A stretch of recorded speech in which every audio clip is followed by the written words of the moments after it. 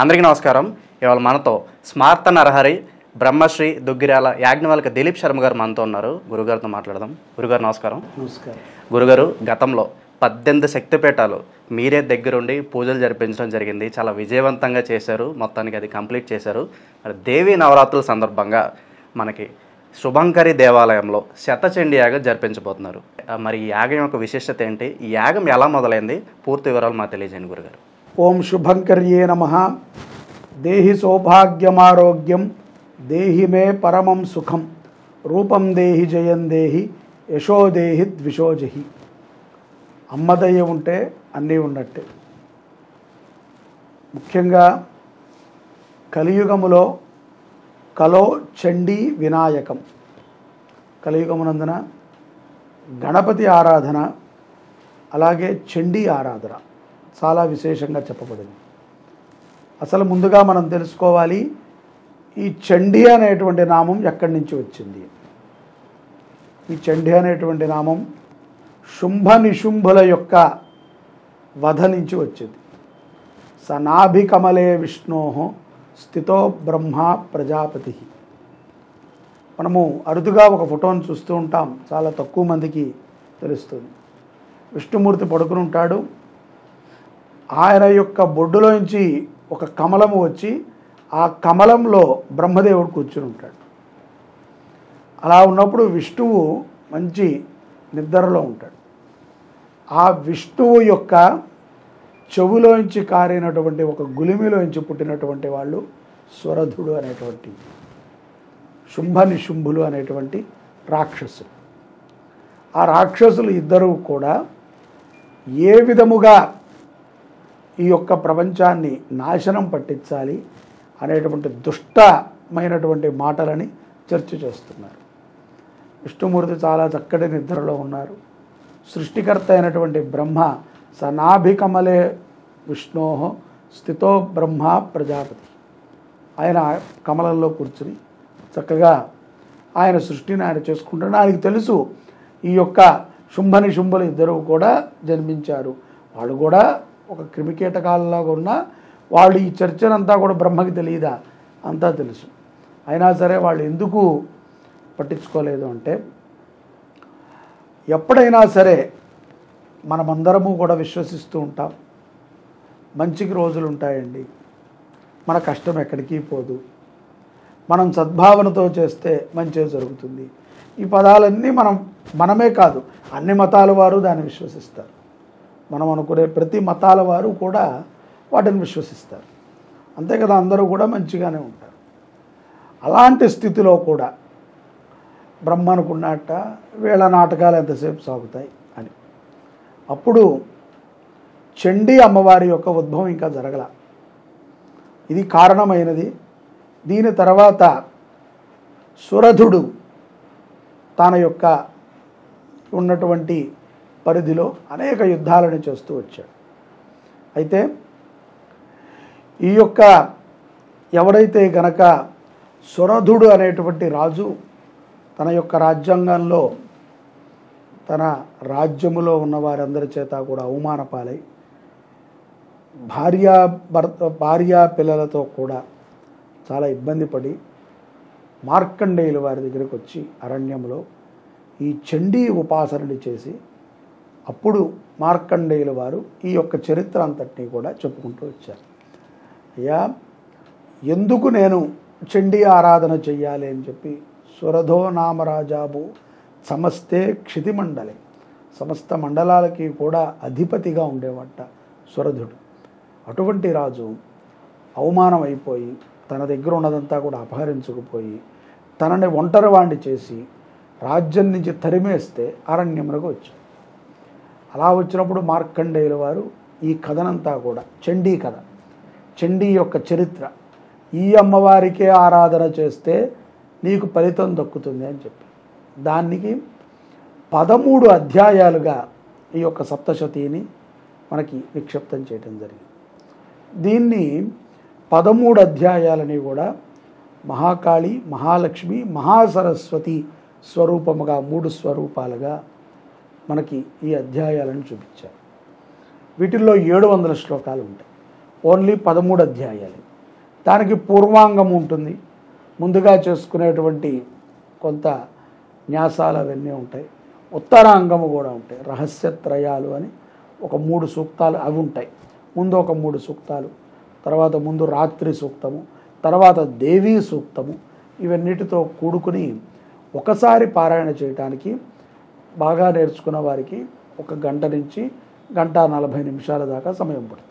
ఏమిటి ఈ పారాయణలో ఉన్నటువంటి విశిష్టత ఏమిట్రా అంటే, అమ్మవారు చెప్పారు, శూలేన పాహినో దేవి పాహి ఖడ్గేన చాంబికే ఘంటాస్వనేన పాహి చాపజ్జాని స్వనేన చ.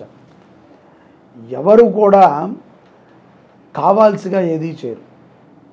కర్మలో వాళ్ళు పాపమో పుణ్యమో చేసుకుంటూ ఉంటారు.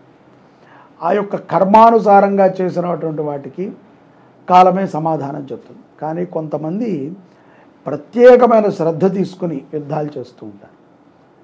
అలా యుద్ధాలు జరిగినప్పుడు అలా అకాలముగా వచ్చినటువంటి విపత్తులకి తెలియకుండా వచ్చేటువంటి విపత్తులు ఏవైతే ఉంటాయో అటువంటి సందర్భాలు రాజు ఎప్పుడు ఊహించి ఉంటే రాజు ముందు జాగ్రత్త పడేవాడు. సురధుడు ఊహించలా. కుటుంబం అంతా కూడా వాడి అతన్ని వదిలేసింది. ఆఖరికి కట్టుకున్న భార్య కూడా అవమానించి పంపించింది. ఈ అవమానాన్ని తట్టుకోలేక సత్యం గెలవాలి కాబట్టి ఈ యొక్క మార్కండేయుడు ద్వారా సత్యాన్ని ప్రచారం చేయడానికి ఉపయుక్తమైంది చండి. అమ్మవారు చెప్పిన విధంగా కావాల్సిగా మనం చేస్తే దానికి ఎవరైనా సరే మనం పనిష్మెంట్ తీసుకోవాల్సింది. ఎవరమైనా, అది మన రాజ్యంలోనైనా పక్క రాజ్యమైనా కావాల్సిగా చేస్తే, తెలియక చేస్తే కొన్ని ఎగ్జంప్షన్స్ మన గ్రంథాల్లోనూ ఉన్నాయి. అపరాధ సహస్రాన్ని క్రియంతే హర్నిశమ్మయ. ఎప్పుడైనా మనం అపరాధం చేయవచ్చు, తెలిసి చేయకూడదు. తెలిసి చేసినటువంటి పాపాలకి ప్రాయశ్చిత్తం లేదు. కాబట్టి అలాగే ఇందాక మనం చెప్పుకున్నట్టుగా చెవులోంచి వచ్చినటువంటి ఆ యొక్క 2 రాక్షసులు శుంభులు వారికి తెలిసే చేస్తున్నారుగా, వారికి తెలియక చేయట్లా. వారు ఉన్న రాక్షస తత్వానికి ఈ ప్రపంచాన్ని మొత్తము కూడా ఇబ్బంది పెట్టాలి. సో వాళ్ళు చేసేటువంటి తత్వాలు ఎలా ఉంటాయంటే, ఇలాగా అన్నదమ్ముల మధ్యన గొడవ, కుటుంబంలో కలహాలు, ధనము కోసము కొట్టుకోవటం, అవమానము, పదవి కోసం అని చెప్పి పక్కన వాడిని నానా మాట్లాడటము, ఇవన్నీ కూడా ఏదో అధికారం కోసం అని దేనికోసమైనా ఇవన్నీ మనకు తెలిసే చేస్తాం. మనకు తెలుసు వాడు మంచివాడే అని, కానీ వాడి మీద బురద జల్లాలి. జల్లితేనే నీ మీద అందరూ కూడా అట్రాక్షన్ చూపిస్తారు.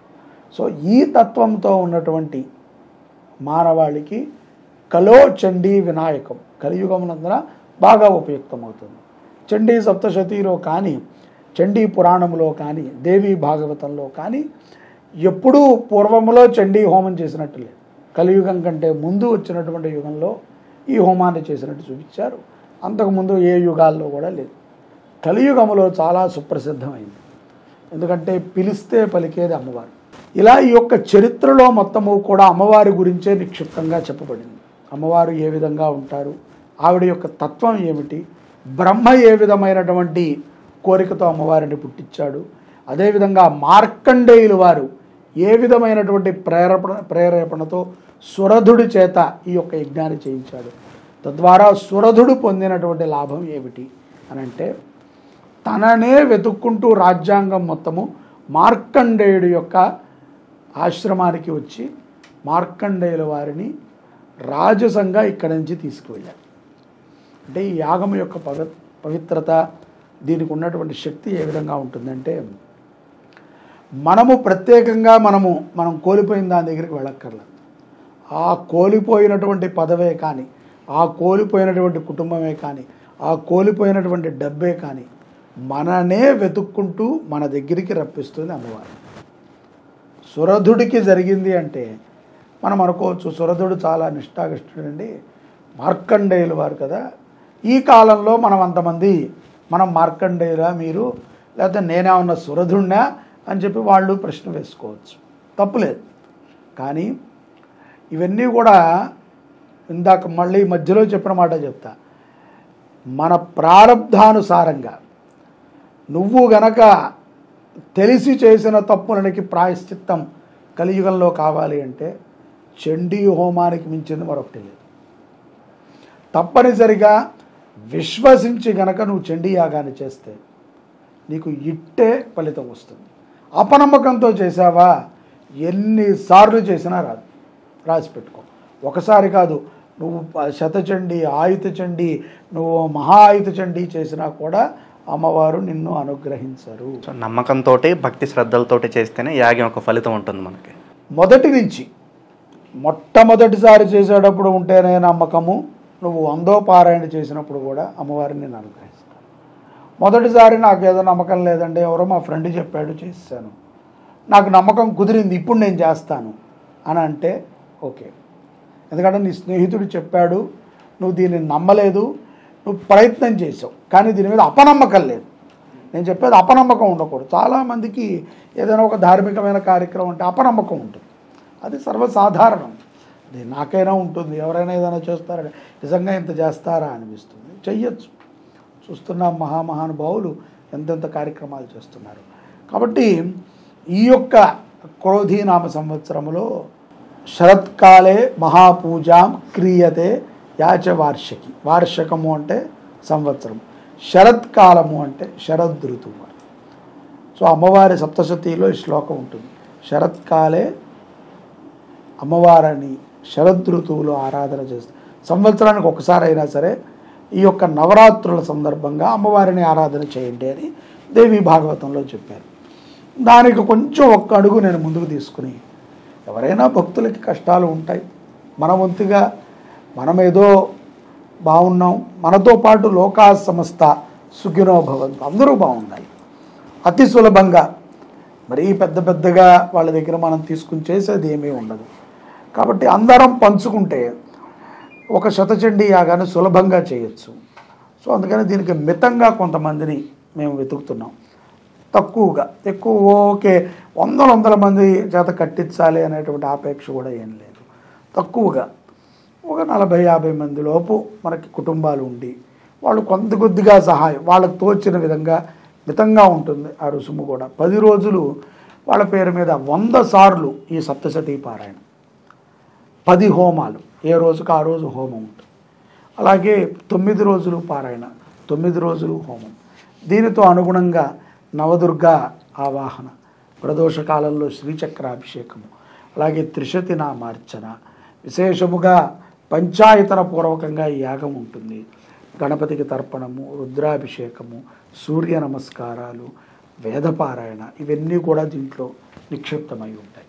చాలా విశేషం అన్నమాట. ఇది ఒక్కళ్ళమే చేసుకోవాలి అంటే నిజంగా చండీ సప్తశతి యాగాలు చేసే వాళ్ళకి తెలుస్తుంది.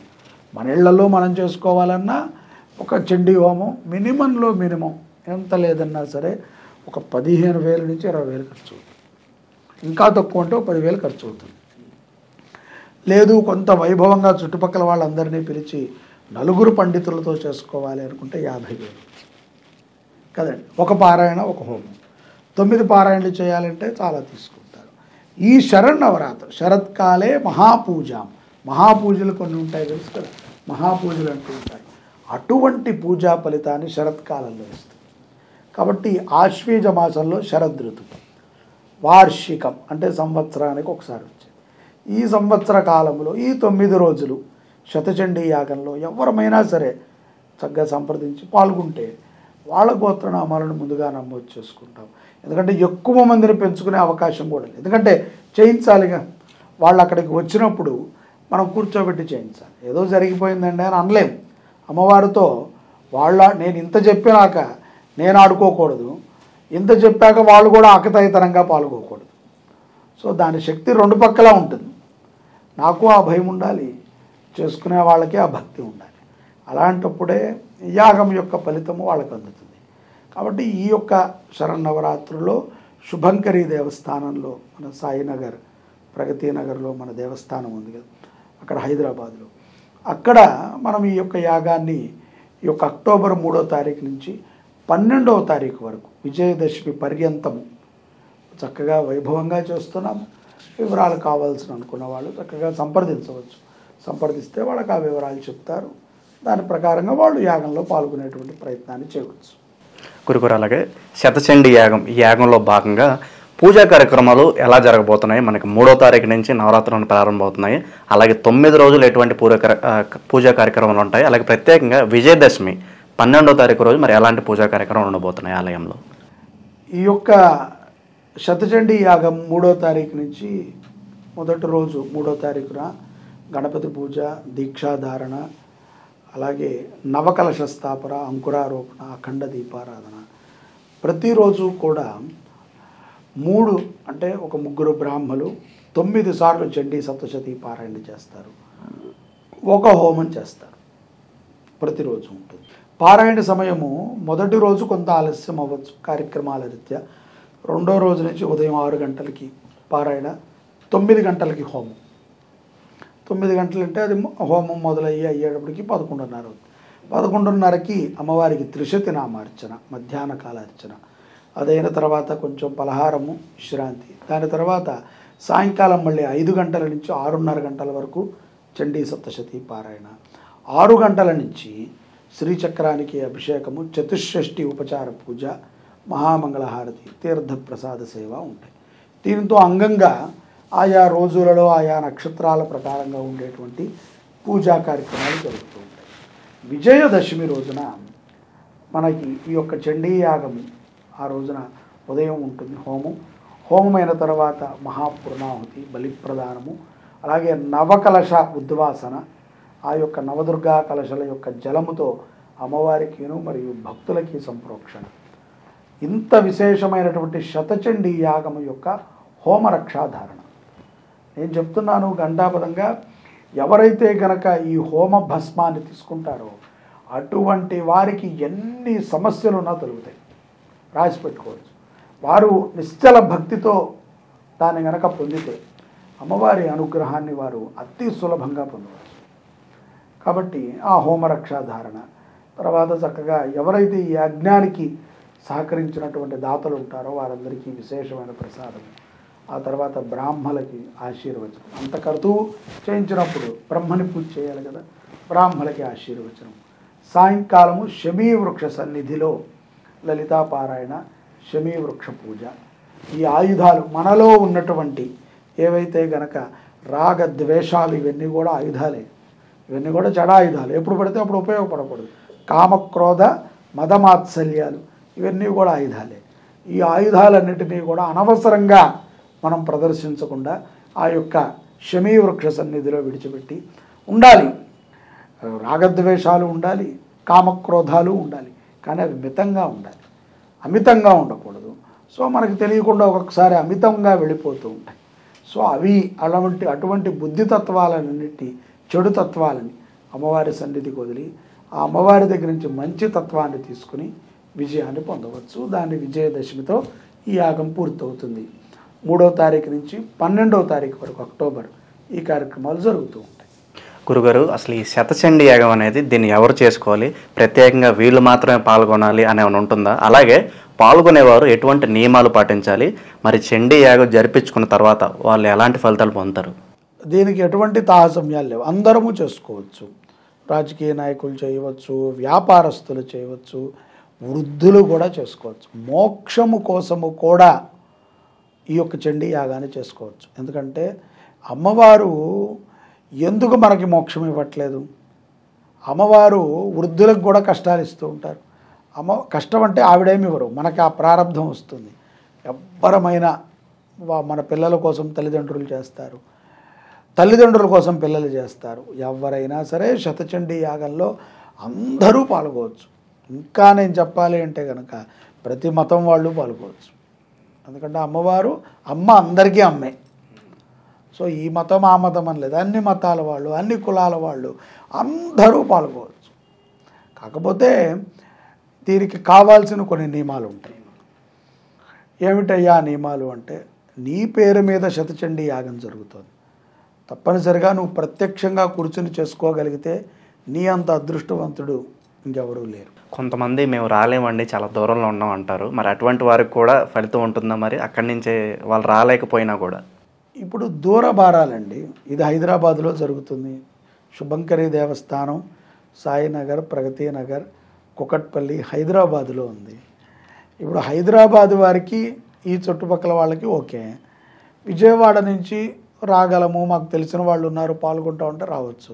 విశాఖపట్నం, బెంగళూరు ఎవరైనా సరే వచ్చి చేసుకుంటా ఉంటే రావచ్చు. లేదు మా పేరు మీద చేస్తాము చెయ్యండి, మేము ఏం శ్రద్ధ తీసుకోవాలి అంటే ప్రతిరోజు వారు తలస్నానం చేయాలి, వాళ్ళు ముఖ్యంగా మంచి వస్త్రాలను ధరించాలి, అమ్మవారి నామస్మరణను చేసుకుంటూ ఉండాలి. మనం ఎట్లాగో ప్రతి విషయాన్ని లైవ్ ద్వారా తెలియచేస్తాం, మన లైవ్లో వాళ్ళు చూసుకోవచ్చు.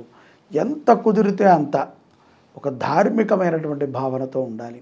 ఎందుకంటే తప్పదు, ఏదో ఉద్యోగం కోసమనో ఉపాధి కోసమనో దూరంగా ఉంటారు, తప్పదు వాళ్ళకి. మనం అది ఇందాక చెప్పాను కదా, మనకి అవసరమయ్యి నిజంగా అది మనకి ఆధారం ఇచ్చేటువంటిది. ఇప్పుడు నేను అది చేయలేను, ఇది చెయ్యాల్సిందే అని అనుకున్నప్పుడు తప్పకుండా అమ్మవారు గ్రహిస్తారు. అంతే తప్ప ఇక్కడ పూజ జరుగుతున్నప్పుడు వాళ్ళు ఏదో అక్కడ పార్టీల్లో ఉండటము, లేకపోతే అక్కడ ఏదైనా వాళ్ళు ఇబ్బందికరంగా ఉండటము, ఏదో అసాంఘికమైనటువంటి కార్యకలాపాలు చేయటము, ఇవి తగవు. ఇవి వ్యతిరేకాన్ని ఇస్తాయి. ఎంత మంచిని ఇస్తుందో అమ్మవారు అంతే చెడునిస్తుంది. శ్రద్ధ భక్తి ముఖ్యం. శాకాహారం భోజనం చేయాలి. ఇక కొంతమంది పెళ్లి కోసం చేస్తాం, మాకు పెళ్ళి అవ్వట్లేదు, రాహు బాలేదు కాబట్టి శతచండీ యాగం చేస్తాం, మంచిది. పెళ్లి సంబంధాలు చూసుకోవాలి. ఆ ప్రయత్నాలు ఈ 10 రోజుల్లో బాగా చేయాలి. అంటే మనము ఏ పని కోసమైతే సంకల్పం చేసుకున్నామో ఆ ప్రయత్నాన్ని మనం చేసుకోవాలి. ఎవరమైనా సరే పిల్లల కోసం ఉన్నారు, వాళ్ళ ప్రయత్నం వాళ్ళు చేయాలి. అంతేకాని పూజలతో అన్నీ అవ్వవు. నువ్వు చేసినటువంటి పూజ నీ ప్రయత్నానికి సహకరిస్తుంది. అంతే తప్ప నీ పూజ వల్లే మొత్తం అయిపోదు. పూజ అనేటువంటిది జస్ట్ ఒక వారధి లాంటిది, అటు నుంచి ఇటు వెళ్ళటానికి ఉపయోగపడుతుంది. అంతే తప్ప నేను ఇక్కడే ఉంటాను అటు వెళ్ళాలి అంటే వెళ్ళలేవు. నీ ప్రయత్నం నువ్వు నడవాలి. అలాగే ఆరోగ్యం కోసము, వెల్త్ కోసము, హెల్త్ కోసము చేయొచ్చు. కాకపోతే శాకాహార భోజనము, ఏకభుక్తము, రోజు మొత్తం మీద ఒకసారి తినటము, ఒకసారి ఏదో పాలో పండ్లో తీసుకుంటాం. ఇలాగా అమ్మవారిని ధ్యానం చేయటము, ప్రతి మాతృస్త్రీ రూపంలో కూడా అమ్మవారిని దర్శించటము చాలా విశేషం. అమ్మవారు చెప్పింది అదే మనకు పరీక్షాకాలం. మనం అనుకుంటాం ఇప్పుడు ఇలా ఉండలేకపోతున్నాం, ఎందుకు మనకి క్రోధమైనటువంటి ఆలోచనలు వస్తున్నాయి, ఎందుకు ఏదో వ్యసనం చేసుకోవాలనే ఆలోచన వస్తుంది అంటే అమ్మవారి పరీక్ష. సో వాటి నుంచి మనం బయటపడాలి. వాటి నుంచి మనం బయటపడటానికి మనం సాధన చేసుకోవాలి, మనలో ఉన్నటువంటి శక్తిని పెంచుకోవాలి. అలాంటి శక్తిని పెంచేటువంటి యజ్ఞమే శతచండీ యాగం. అలా గురుగారు ఎలాంటి ఫలితాలు ఉండబోతున్నాయి మరి శతచండీ యాగం చేసుకున్న వారికి? ఫలితాలు అనేటువంటివి చెప్పాను కదా, యద్యత్ కర్మ కరోతి దకలం శంభో తవారాధనం. అమ్మవారి యొక్క ఆరాధన మనము ఏ సంకల్పంతో చేస్తే ఆ సంకల్పం ఇది ఇంతకు మాత్రమే అని ఎక్కడా లేదు. అలా ఎవరైనా చెప్తే వాడు అంతవరకే సంకల్పం చేస్తాడు అనుకోవచ్చు. మనం ఏం చెప్తాం, మనోరథాభీష్ట ఫల సిద్ధిరస్తు. నీ మనస్సులో కానీ ఇక్కడ మనం బాగా గుర్తుపెట్టుకోవాల్సింది ఏంటంటే సంకల్పం ఒకటే ఉండాలి. సంకల్పం ఒకటే అంటే ఎట్లా అండి అంటే, అయ్యా నా కుమారుడికి పెళ్ళి కావాలి, వాడికి మంచి భార్య రావాలి, వాడు బాగుండాలి, అంతే. నా కుమారుడికి పెళ్ళి కావాలి, మంచి భార్య రావాలి, మంచి పిల్లలు పుట్టాలి, ఆ పిల్లలు మంచిగా చదువుకోవాలి, నాకు ఆరోగ్యం బాగుండాలి, ఇన్ని తీరం. వివాహము అనేటువంటిది ఒక సంకల్పం, అలాగే ఆరోగ్యం అనేటువంటిది ఒక సంకల్పం. ధనవృద్ధి, అయ్యా నేను ఏదో ఒక వ్యాపారం చేసుకుంటున్నాను, నాకు ఆ వ్యాపారములో ఉన్నటువంటి అంతర్గత బహిర్గత శత్రువులందరూ కూడా తప్పి నాకు వ్యాపారమును అభివృద్ధి చేసి అలా మనకి ఏక సంకల్పం పెట్టుకోవాలి. అదే తప్ప మల్టిపుల్ సంకల్పాలు కాదు. ఇవాళ ఏదో గుర్తొచ్చింది, రేపు ఇంకోటి, అంతా మనము ఇవన్నిటికన్నా కూడా మించి చండీ అమ్మవారి యొక్క దయని మనం పొందగలగాలి.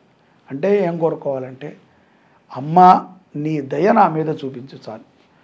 నాకు తెలిసినంత వరకు ఒక 15-16 సంవత్సరాలు 18 సంవత్సరాల వయసులో ఉన్నటువంటి ఆడపిల్లలు కానీ మగపిల్లలు కానీ తల్లికి ఏదైనా చెప్పాలా, నాకు ఇది కావాలని చెప్పాలా? అలాగే ఈ భూమి మీదకి మనం వచ్చిన తర్వాత మనం వెళ్ళిపోయేదాకా కూడా పార్వతీ పరమేశ్వరులకి యథార్థంగా అయితే మనం ఏం చెప్పక్కర్లా, వాళ్ళ దయని పొందాలి. ఈ పూజలు ఇటువంటి పెద్ద పెద్ద యజ్ఞాలు అవన్నీ కూడా ఒక రకంగా వాళ్ళని మనం ఆరాధన చేయటం ద్వారా, అంటే నీ తల్లిదండ్రులను నువ్వు పూజ చేయడం ద్వారా మీ అమ్మగారు అడుగుతారా నిన్ను, మీ నాన్నగారు అడుగుతారా ఎందుకురా నాకు వాళ్ళ ప్యాంటు తెచ్చిచ్చావు నువ్వు అని, ఎందుకురా నువ్వు నాకు చీర తెచ్చిచ్చావు అని మీ అమ్మ అడుగుతుందా? అడగదు కదా. కొడుక్కి నచ్చింది తెచ్చిచ్చాడు, కొడుకు మంచిగా ఉండని. మంచి అంటే ఏంటి? అన్నీ వస్తాయి. అమ్మ దయ ఉంటే అన్నీ ఉన్నట్టే. అమ్మ దయ పొందాలి. అందుకని మనం ఏం కోరాలంటే చండీ పరదేవత యొక్క అనుగ్రహం మన మీద ఉండాలి. ఆ పరాదేవత, అపరా దేవత, అపారమైనటువంటి దేవత, ఆవిడ కరుణని మనం పొందగలగాలి. అమ్మ దయని మనము పొందాలి అంటే చండీ యాగం చేయాలి. చండీ యాగం గురించి మాకు ఎన్నో విషయాలు తెలియజేశారు గురుగారు. మీ ఆధ్వర్యంలో శుభంకరి దేవాలయంలో పూజా కార్యక్రమాలు విజయవంతంగా జరగాలని కోరుకుంటున్నాము. ధన్యవాదాలు. జై శుభంకరి.